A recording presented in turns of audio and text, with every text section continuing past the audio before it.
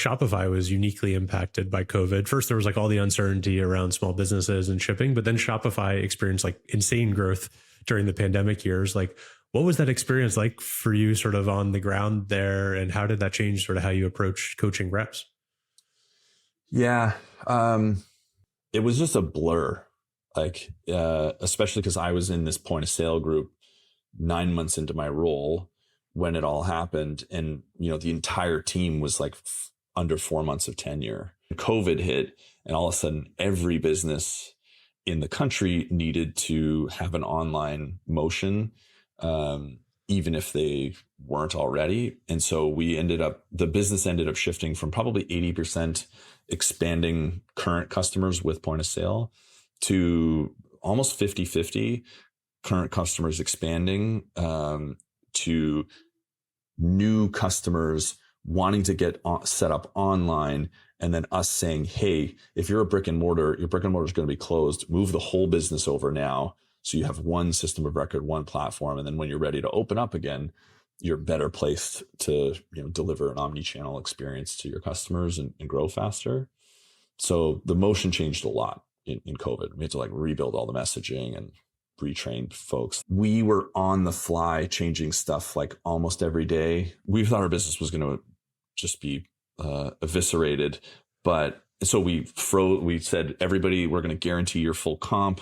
We're going to pause the variable compensation plan. We're just going to pay you your full OTE, like you're well taken care of. That was a very Shopify approach to things, like taking care of people and doing the right thing.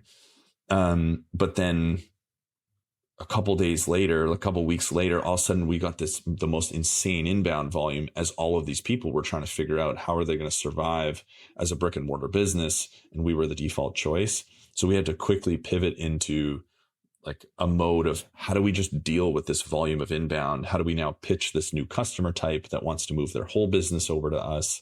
We were like changing messaging and checking in on people a lot, because like people were just so busy, like the Zooms of the world, just fielding mass volume.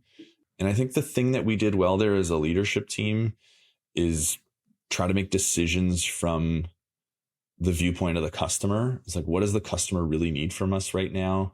And how do we deliver that at scale, even if resources are relatively limited? And that was like a very Shopify set of values. It's like deliver massive customer value is priority number one, make money by doing that. And then, never forget that, like, don't confuse 1 and 2.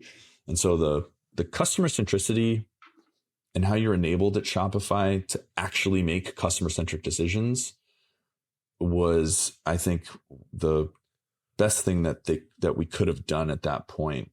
And so we just, every decision we made, it's like, okay, well, how does this affect customers? Does this let us serve more people? Does this let us help people faster? And so every week we were like making changes and updates and changing qualification criteria to help more people. So it was a good lesson in customer centricity, because like all, massive numbers of those businesses are still with Shopify today and thriving.